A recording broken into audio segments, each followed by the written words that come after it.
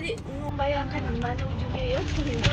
Nah, perjalanan ke mangrove bisa stop, bisa lewat jalur laut. Nah, kita nanti akan berhenti. Akan berhenti nanti ada jembatan. Tadi itu kan ada parkir gitu. Dan mangrove-nya sudah nampak. Masih bisa lewat mobil. Awal mula kawasan ekowisata hutan mangrove ini terbentuk karena kesadaran masyarakat yang melihat banyaknya kerusakan yang diakibatkan oleh pengerukan pasir pantai sehingga mengakibatkan abrasi. Atas kepedulian nelayan dan masyarakat sekitar terhadap kelestarian hutan mangrove, maka masyarakat bekerja sama untuk menanam mangrove di pesisir. Melihat banyaknya masyarakat yang mau bekerja sama menanam mangrove, maka terbentuklah kelompok peduli mangrove Surya Perdana Mandiri sejak tahun 2009 sebagai kelompok masyarakat pengawas dan selaku mitra pemerintah. Ternyata di hutan mangrove Setapuk.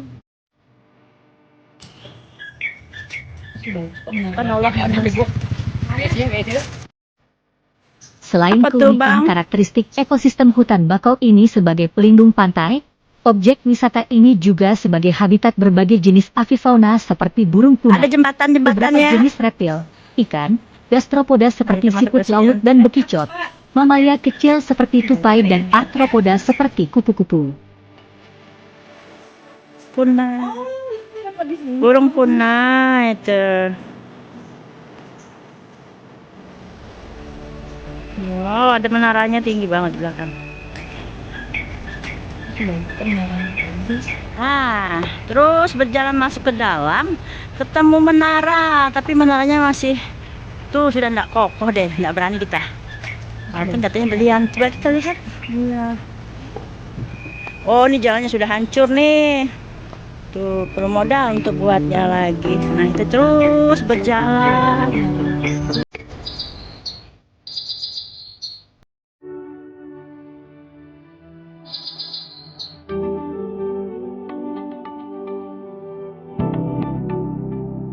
Pastinya tanah di sini mengandung pirit, ya. Dari pada kakinya, akar nafasnya.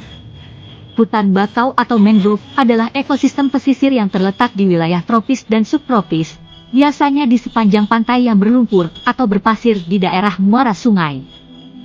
Akar nafasnya tinggi-tinggi. Wow, ini berarti sudah tua. Sudah tua nih tanaman mangrove-nya, belum ada pembibitan kata Pak Jumadi. Tuh ya, dan ini akan menahan terjadinya abrasi. Cara untuk menanam terjadinya abrasi di tepi laut itu adalah dengan menanam mangrove. Ini masih belum ada akar pindahnya. Formasi hutan bakau ini terdiri dari berbagai spesies pohon yang memiliki adaptasi khusus untuk bertahan di lingkungan dengan kadar garam tinggi, seperti bakau rhizopora, tumbuh bruguiera, dan aplikasi Avicennia. Pilosai. Varietas mangrove.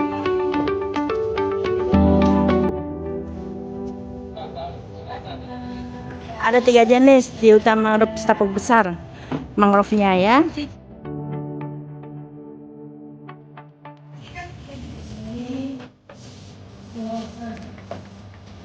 Selain keunikan karakteristik ekosistem hutan bakau ini sebagai pelindung pantai, objek wisata ini juga sebagai habitat berbagai jenis avifauna seperti burung punai, beberapa jenis reptil, ikan seperti tembakul atau geodok, krustacea seperti kepiting bakau dan keramat, gastropoda seperti siput laut dan bekicot, mamalia kecil seperti tupai dan arthropoda seperti kupu-kupu.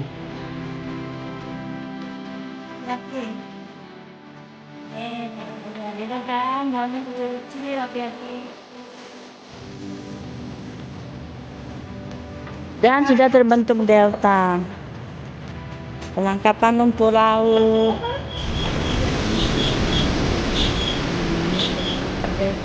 Bisa menambah luasan daratan di laut. Nah, yang pertama itu ada maut kecil.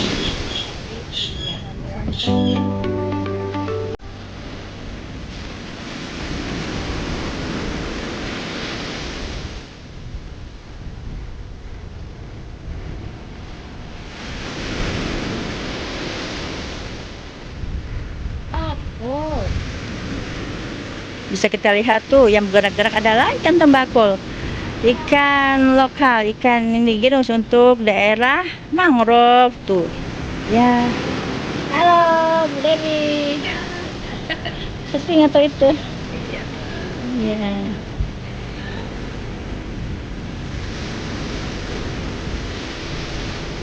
Tuh lihat tuh, mau bergerak makin panas makin bergerak-gerak sama ikannya tuh mencari air.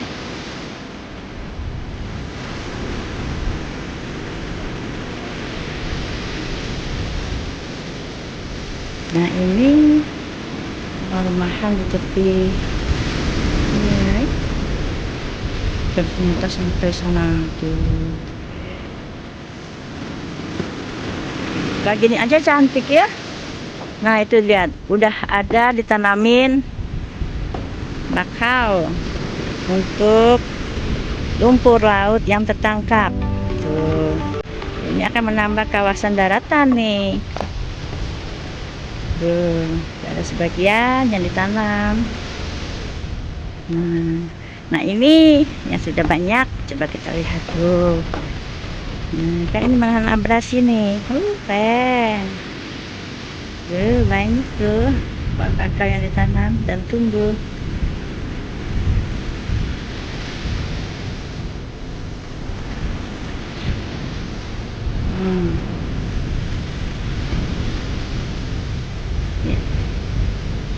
Apa namanya pembentukan awal mulanya berdiri tempat ini Pak? Awal mulanya kelompok Surya Perdana Mandiri ini dari awalnya itu memang dari kelompok nelayan yang berasal dari kelompok Surya Perdana. Dari sekian dari 10 orang itu yang aktif itu ada 6 orang. Jadi barulah sampai sekarang dari tahun 2006 itu mangrove-nya sampai sekarang memang terus jalan. Karena tujuan kami di sini dari kelompok nelayan itu berharap bahwa pantai di Purai Satu Besar ini tidak lagi terdampak abrasi. Yang dulunya kena abrasi, sekarang alhamdulillah sudah penambahan kurang lebih 120-an. Menambah daratan ya Pak. Jadi kita terus melakukan penanaman ya step by step karena tidak untuk kemungkinan bahwa daratan kita ini akan terus Bertambah.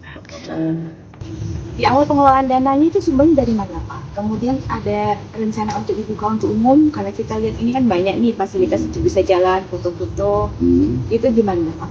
Apa ini pencapaiannya itu kalau dari dengan dana yang ada? Kalau dari pendanaan sih memang kita secara mandiri kan mengharapkan dari pengunjung kan kebanyakan itu diambil dari parkir kendaraan yang tidak memberatkan dari pengunjung.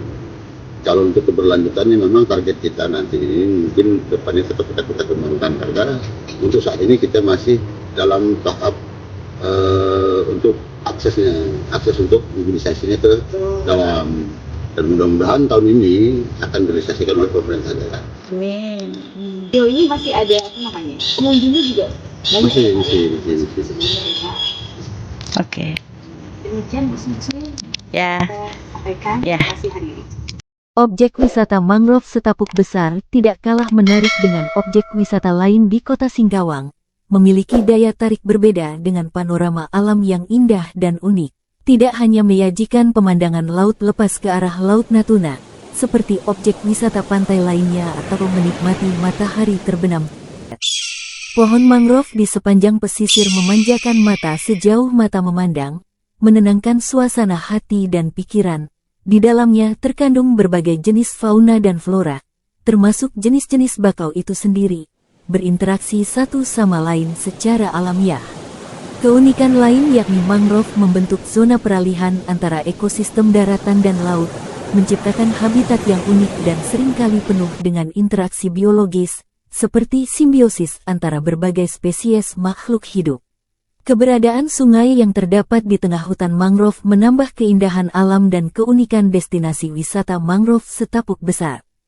Pengunjung dapat berwisata menyusuri hutan mangrove sembari memacu adrenalin melalui sungai dengan menggunakan perahu bermotor atau sampan. Objek wisata hutan mangrove dapat dijadikan sarana edukasi bagi generasi muda tentang pentingnya ekosistem mangrove dengan peranannya dalam melindungi garis pantai, mendukung keanekaragaman hayati, dan peranan vegetasi mangrove dalam menangkap dan menyerap karbon yang penting dalam mitigasi perubahan iklim. Pengetahuan ini dapat meningkatkan kesadaran tentang perlunya pelestarian lingkungan demi menjaga keberlangsungan hidup manusia. Apalagi, melihat kawasan hutan mangrove melalui Google Map, sebagian besar kini telah dibatasi oleh perkebunan sawit yang dapat mengancam dan mengganggu bahkan memusnahkan keberadaan ekosistem mangrove. Selain masih ditemukan oknum pemburu satwa liar dan perilaku pengunjung membuang sampah non-organik seperti plastik secara sembarangan di kawasan hutan mangrove. Sungguh singkat narasi disampaikan pada konten kami ini jika dibandingkan banyak perihal kebermanfaatan lain dan yang masih tersembunyi lagi misterius di dalam ekosistem hutan mangrove bagi kepentingan dan keberlangsungan hidup manusia.